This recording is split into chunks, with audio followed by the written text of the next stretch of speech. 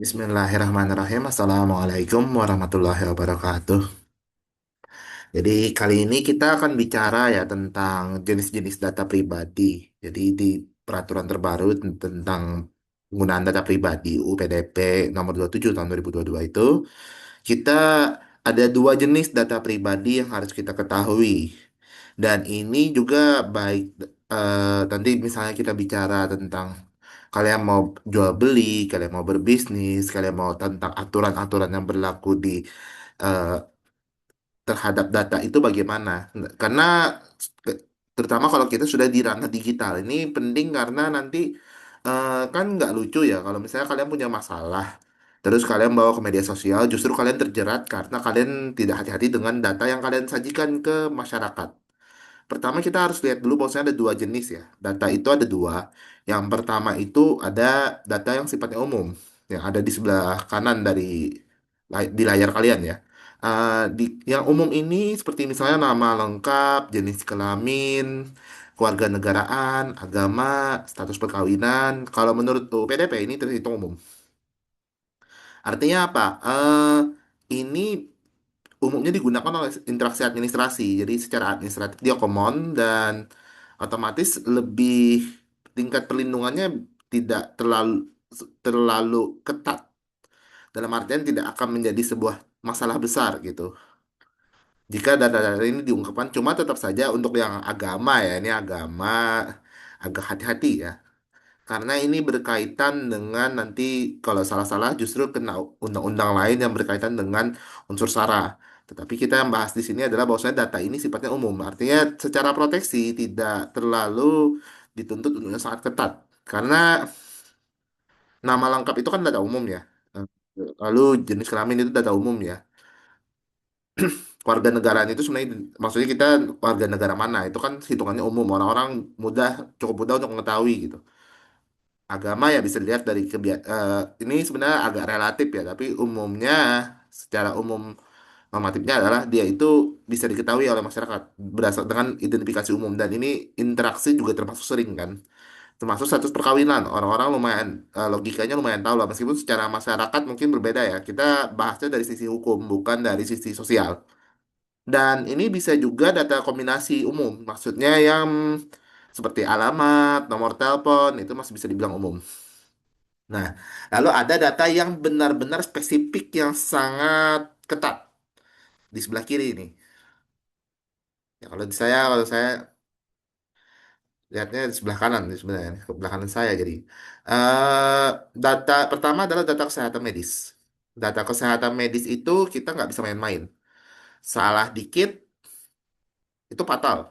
Dan ini kenapa kalian harus hati-hati kalau kalian misalnya mau mempublikasi data pasien baik baik apa baik data kalian apa ataupun data orang lain, terutama data orang lain lebih fatal lagi.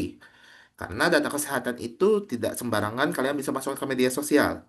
Ini makanya sering kalau kalian melihat data kesehatan itu bisa disensor semua. Jadi namanya tidak ada, data detailnya hilang, yang kalian tahu cuma fokus dari percakapannya. Misalnya untuk perkenalan terkait misalnya tentang penyakit-penyakit tertentu misalnya. Lalu yang kedua, data biometrik. Data biometrik itu termasuk misalnya sidik jari kita, pindaian wajah kita, iris mata kita. Itu tuh data biometrik yang sifatnya kalau orang punya data itu sangat berbahaya. Bayangin kalian punya kunci HP, terus orang punya data biometrik kalian, mereka bisa buka HP kalian tanpa kalian tahu sama sekali kalau mereka bisa buka gitu. Nah itu. Lalu yang ketiga adalah data genetika. Jadi sifatnya yang berkaitan genetik ini sebenarnya juga berkaitan dengan kesehatan ya. Genetik ini mungkin kaitannya lebih ke kayak sifat-sifat karakteristik genetis gitu.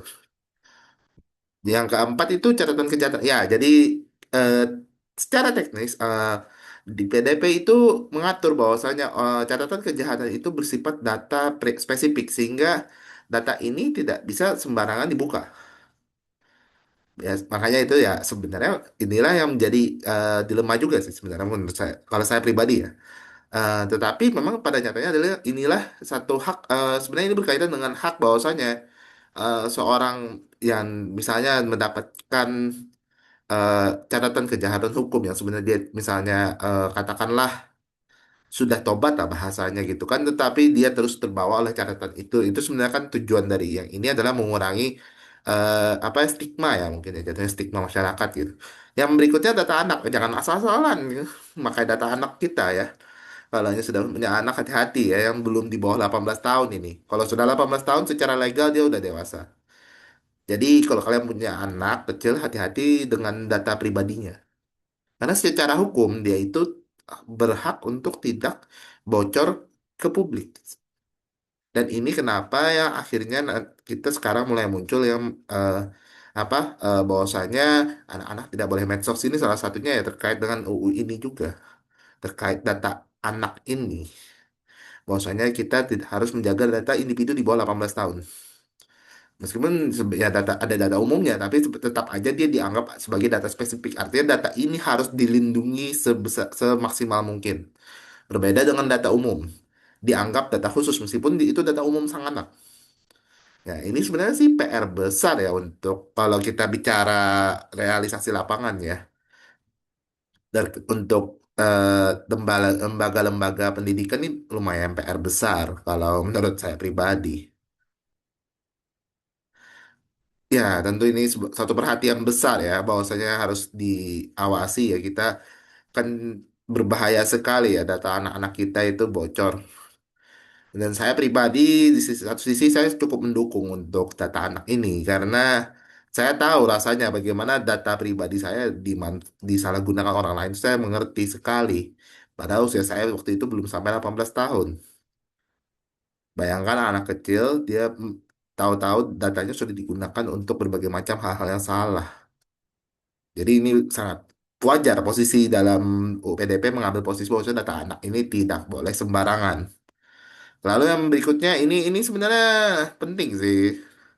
Tapi orang-orang sering lupa bahwasanya masalah urusan uang ini kita harus paham benar bahwasanya kita data transaksi kita, kita nomor rekening, saldo, uang, semua yang berkaitan dengan uang itu sebenarnya sifatnya pribadi. Jadi maksudnya ini pentingnya kenapa diatur sebagai data pribadi? Karena ini membuat bank punya kewajiban enkripsi tingkat tinggi.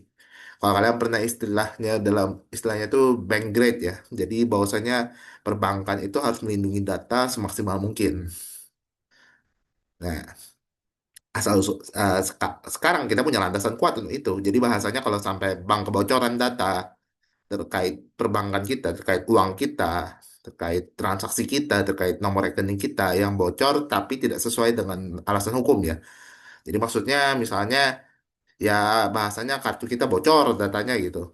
Nah, itu sebenarnya ini masuk ke dalam UU ini, UU PDP ini. Bahwasanya ini data yang sifatnya spesifik. Jadi perlindungannya harus maksimal. Sebenarnya di sini kan bisa dilihat ya, memerlukan perlindungan lebih. Lalu terakhir tuh ada juga data-data lain yang ya sesuai undang-undang ya. Ini yang paling utama ini yang sebelah ini beberapa yang paling penting ya dulu. Ya ini sekian singkat ya dari saya ya terkait tentang jenis-jenis data pribadi. Semoga bermanfaat ya buat teman-teman semua. Jadi kalau nanti kalian kelak bertanya-tanya apakah dataku ini seberapa penting sih dataku ini kalau di kacamata hukum. Ya kalian bisa lihat dari UU PDP itu. Dia membaginya sudah dua, udah jelas. Jadi mana yang dianggap oleh UU PDP adalah umum, mana yang sebenarnya bersifat spesifik.